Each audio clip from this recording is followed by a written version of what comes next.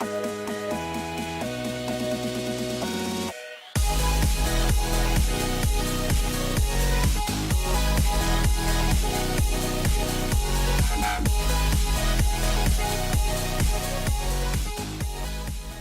I'm DJ Sam here for another video. Today I want to show you the Yamaha 400i. This is what it looks like. It's not too heavy, it's quite lightweight, and it's perfect for, you know, gigs and stuff like that, for small little venues. If you've got a band and stuff like that, it's absolutely perfect. I don't have the speakers to go with these, as I've borrowed this unit so I can make a video for you guys. I've actually got PVs there, which I've featured in quite a lot of videos because I don't actually have any other form of speaker that we could try, but I am looking into that, so we could look at some more speakers. But I absolutely love this. It sounds great. I've got plenty of other amps as well, like not plenty, but I've got an Ibiza one that sounds rubbish. I've got a one inside the cam size case, which is an LEM mixer, and it's not the best. This one by far is the best. It is quite expensive because it's a bloody good unit, and it's really easy to set up. So we're going to set it up and we'll do a sound test. So yeah. So here is the little unit. It looks absolutely great. Let's get a close-up. As you can see there, pretty awesome. And like I said, it's great for small gigs, band practice, DJs, you know, for DJing. It's ideal. It's just great. And then you can get these, which I bought the other day, which are great. The 4-note jack, and it just allows you to plug in your, you know, your RCA, whatever you want to use. RCA, you like your, you know, your audio jack to the laptop. So that's what we're going to do today. So you can plug this in here. This is your, I love this. This is the speaker cable that comes with it. Absolutely great. I love the fact that it's flexible. That is something that I always think it should be a must, because it's just great. You get them big. I'll show you the difference with the bigger ones. They're a little bit of an arse. They're not the best. See, the difference between these ones is they don't have a lot of flex in them, and that does, you know what I mean? It's like a really flexible, and I like a flexible cable in a way, because it just makes it a lot easier to deal with, you know. So I'm just going to hook, well, I'm going to grab a speaker. I'm just going to put it on top of the table a bit. So here we have the PV. It's the only actual passive speaker that I own, so I can just pop this. Now the PV has two inputs. So you've got, they both act the same, but I tend to use the top one because the bottom one tends to crackle. And if it's been stored in like a place like this where it's a bit damp, I mean this place is not damp, but if you store it in a damp place, it will crackle a little bit. So just be aware of that as well. And on mine, the covers come off. I'll take this off actually, and then you get to see the nice woofer. Woofer? You get to see the nice speaker. Beautiful, beautiful little thing. I'm going to lay that across there. Now we're going to need a power cable, and you're going to need, as people call them, kettle leads. I tend to call them that as well. So yeah, I'll grab a kettle lead. Any kettle lead will do. I'm not really that bothered. I don't think it matters on these sort of things, because I just use any sort of kettle lead. So I'm just going to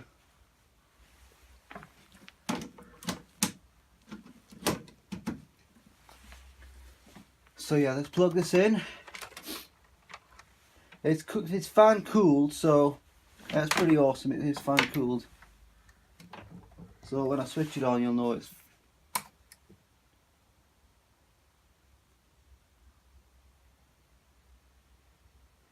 As you can see, it's warming itself through, which is pretty awesome.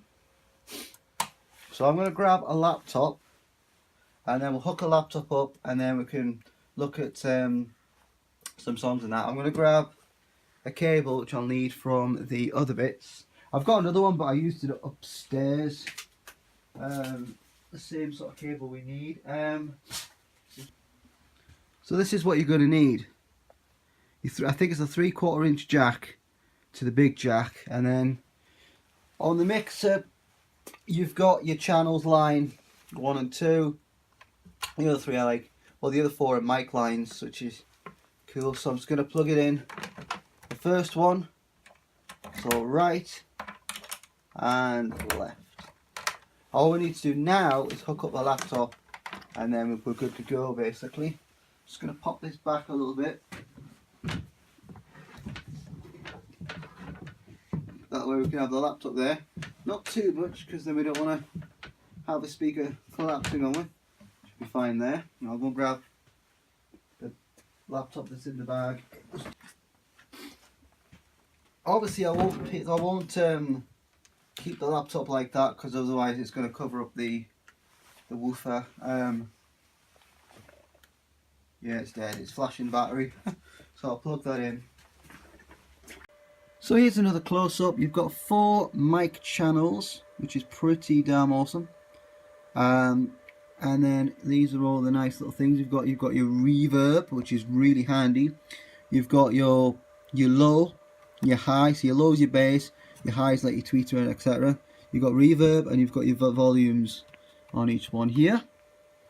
And then you've got the option for mono and stereo. We've kept it in mono because we've only got 1 speaker, so it makes sense to keep it in mono. You've got the option to plug in a CD player. Now a CD player would be something like this, so you can use your cam deck, or just a hi-fi one might work nicely. You've got your monitor out, which will probably be like, I'll put a picture up, like a monitor speaker, like a cube. And then you've got your subwoofer out, which will plug into like a sub, like what I've got here. I've got a sub there, so you can plug that into that. And then we've got a reverb foot switch as well, so that'll be like a pedal with all the effects on it. And then you've got your monitor out, which is pretty cool. And you've got your phantom, so you can use like a studio microphone, which is pretty cool. Then you've got your reverb on and off, and then on here you can change the actual reverb, so it could be a hall, it could be a plate, I'm pronouncing that, a room, and echo, which is pretty awesome. You've got a feedback, which I think helps when you put the mic, I'm not sure, in front of it, which is pretty cool. Then you got your bass, which is boosted, which is pretty cool, and then you got your levels on that, cool, and like that. Switch it off, and the noise goes. The fan is under there, so it's got a nice fan on there, so it's fan cooled. Now in hot situations I wouldn't cover it up or anything like that. It needs plenty of ventilation. In a shed like this, it's quite cold, so it's not gonna get warm. It's actually quite cold, so the unit's not warm at all, so that's a good sign. So the laptop is warmed up now, so what I'm going to do is just show you up close. That's what you plug it into, and then the other lead will then go into the laptop, into the headphones, which is that on there, and that's that done. Right, so now we're ready for a sound test. Virtual DJ has just updated, so I was having a bit of an issue before with it jumping and skipping, so that should be the end of that. So yeah, just gonna play this and see what it sounds like.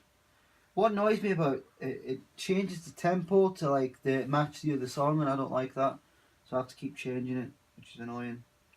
So here we go. So that's your main volume.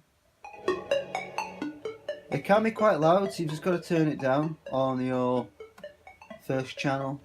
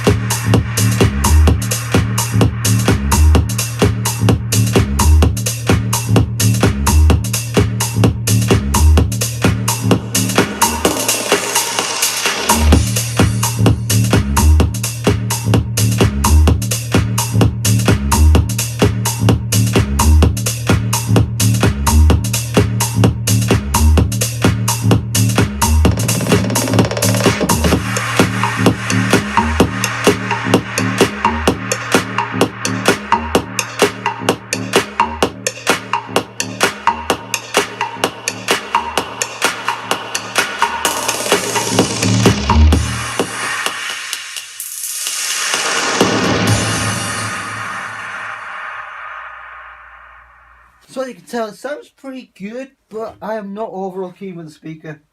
I have read quite a bit about PV, and they've said that PV is not really for sound quality. On some of the products, like this one, is the first, probably one of the first. It is. It's the Evoice 1, or Eurois, I pronounce it 1. So it's kind of like, you know, it's not going to be the best. I want to upgrade and get some RCF 710s. It's like, it's probably a bit smaller than that, probably about the same size, RCF 710s. And then I also want some more passive speakers as well. I really want a passive RCF, a 315A, 400 watt active. You can get 315A that's like passive, and I think, ooh, I wouldn't mind having some of those because they'll be a lot lighter. But the 710s, they're about 12 kilos, and the my RCFs are about 16 kilos. So it's quite a lot lighter. So, but yeah, I think overall it sounds pretty decent. So that was the Yamaha 400i 100 watts. Great little unit. Great for band practice, small gigs for DJing or for like, you know, like bands and stuff like that. I know a company called the Twisted Ducks, and they used the exact same Yamaha thing, and they plugged in a guitar, keyboard, and had two vocal mics through it, and it sounded pretty good. The bass, however, didn't go through that. It went through a separate unit, but yeah, it sounded pretty good, and you could comfortably do about 40, 50 people, if not more. So I think it's a great little unit. They're about 700 quid, so they're not the cheapest, but it's bloody worth it because it's such a lightweight unit. It's great. And if you wanted to use, you know, some passive speakers and active subs, then that little unit is great, because that way you can have two mixers on the go. But if you wanted to do it with a bigger mixer, like I've got a big LEM mixer that weighs an absolute ton, that's like probably about 10 times, not 10 times, but probably about 6, 7 times heavier than that. So, you know, you wouldn't want me luggaging that around. I've said, no way am I doing that. And it sounds terrible anyways, the LEM. But it made a huge difference. That makes them PV speakers sound a lot better. But if you really like this video and you really want me to review the speakers that go with the unit, I will ask Sam another time to grab this unit and we'll check out these speakers and what they sound like. That'll be another future video. So anyways, I hope you enjoy this video. If you want to see more behind the scenes stuff that I do on Instagram, like I'll be in here and I'll test new units, or I'll do this, that, the other. If you want to see all that, you just follow me on Instagram. I'll put the links in the description. You can check it out, and that way you can see some stuff that I'm not allowed to post on YouTube that's copyrighted. So yeah, anyways, hope you enjoyed this video. Cheers for watching. Like and subscribe. Cheers. Bye bye.